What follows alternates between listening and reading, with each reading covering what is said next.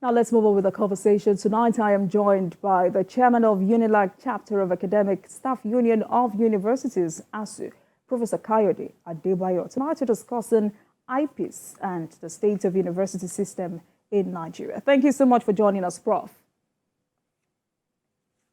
For having me.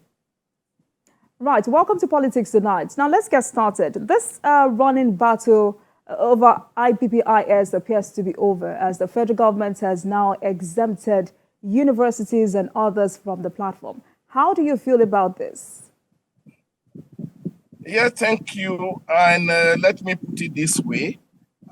I think it is a victory for ASU. It is a confirmation that ASU have been telling the government of Federal Republic of Nigeria the truth, the absolute truth, and nothing but the truth. It is a vindication that we, at the beginning, we already know the meaning of IPPIS, and we advise government that it's not sustainable, it is not acceptable, it is incoherent with the Autonomous Act of University, and it is actually an instrument for corruption. And we are glad that that has been seen by this present government, and it has taken the bull by the horn. So it is a welcome development. Right. So before we go further, I would like us to have a proper background to this issue. What exactly informed ASU's opposition to the IPPIS? The first thing, let me put it this way.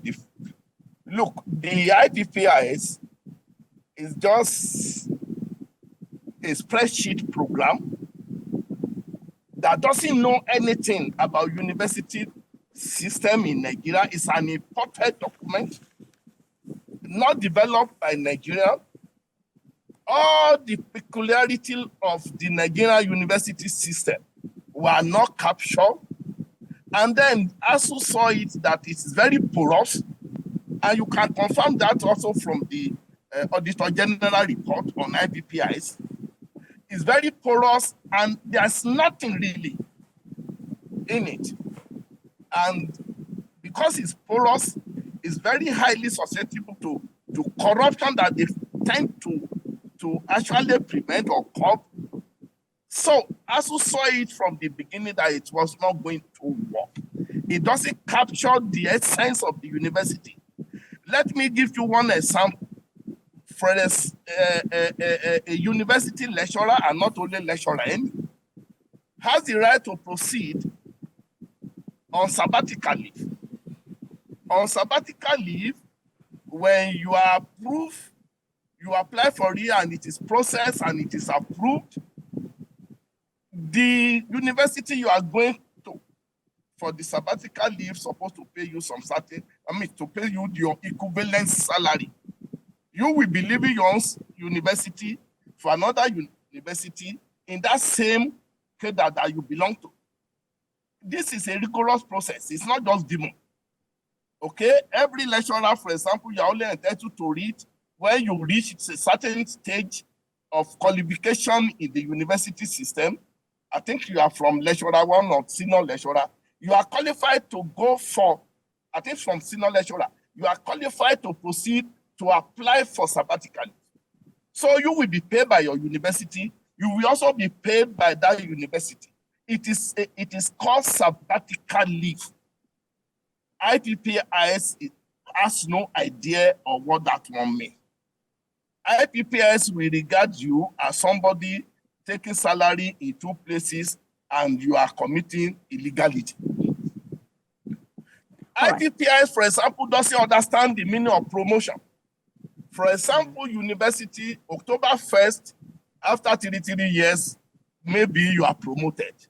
In some cases, there will be a area of promotion. IPPIS platform doesn't recognize it.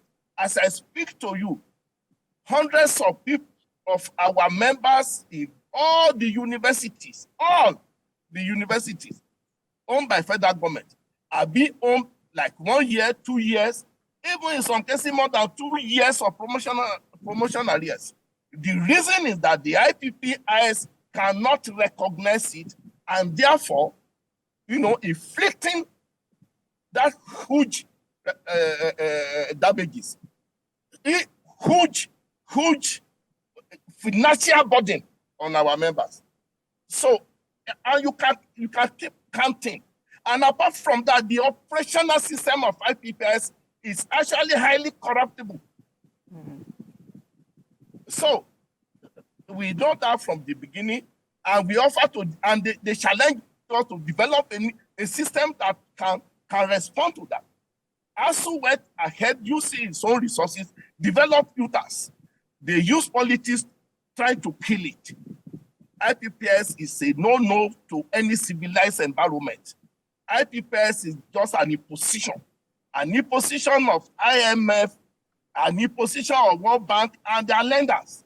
It is not actually an instrument that can do the work they said it's supposed to do. That is curbing all these so-called ghost worker. IPPIS itself is an agent of ghost worker. So that is it.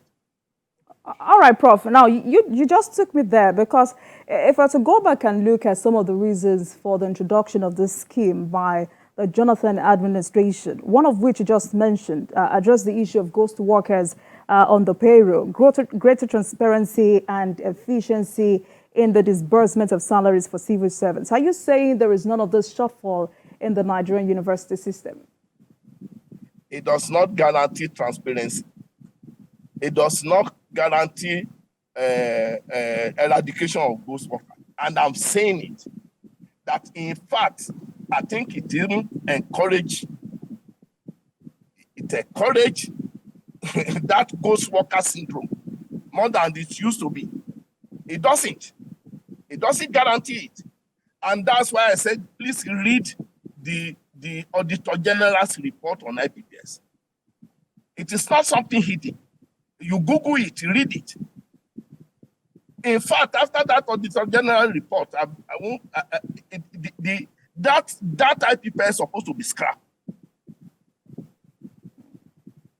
And it is now that we have a government who has all the willingness, perhaps, to address some of the rot that IPPIS has caused in the university system.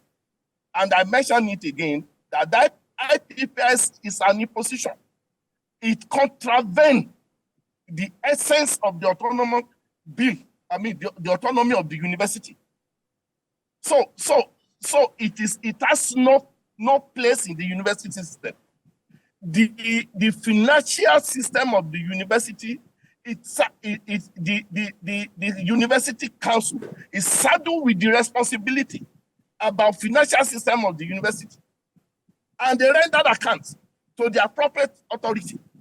So in the recess of it, it was an aberration that it was even conceived that the university system should be subjected to such an illegal, a primitive system called IPPIS.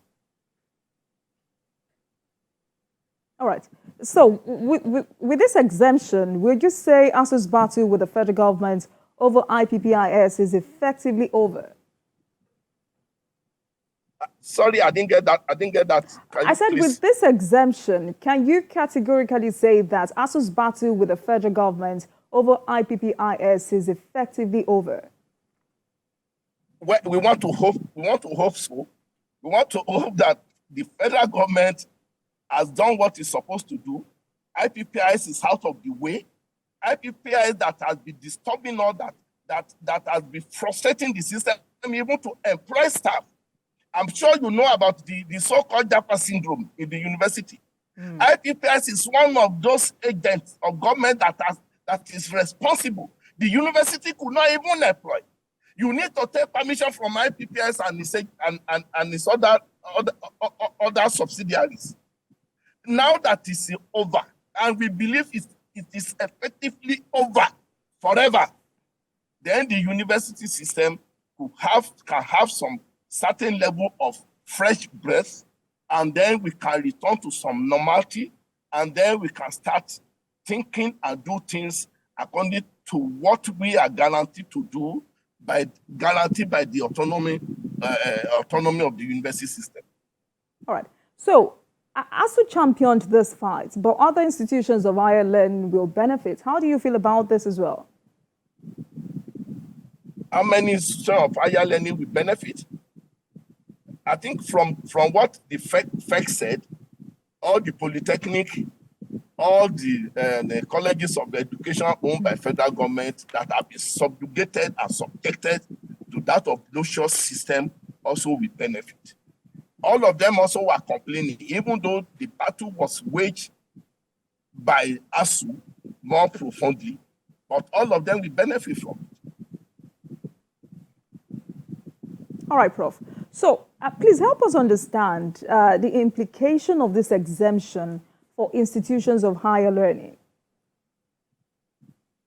The implication? Absolutely. Yes, I just mentioned, for example, because of IPPIS, one, even employment of staff has been made difficult. University, I don't know, university could just not simply employ. IPPIS was a stumbling block. They couldn't just allow the university to do what it's supposed to do. Now that they are out of the way, perhaps some of our staff, we've lost a lot of staff also, due to many reasons though. One of them also is IPPIS. We've lost a lot of staff. Now that they're out of the way, the university system will be able to employ. I mentioned the case of people not being able to get their promotion arrears. That was not there before. It was after the incursion of IPPIS or imposition of IPPIS upon us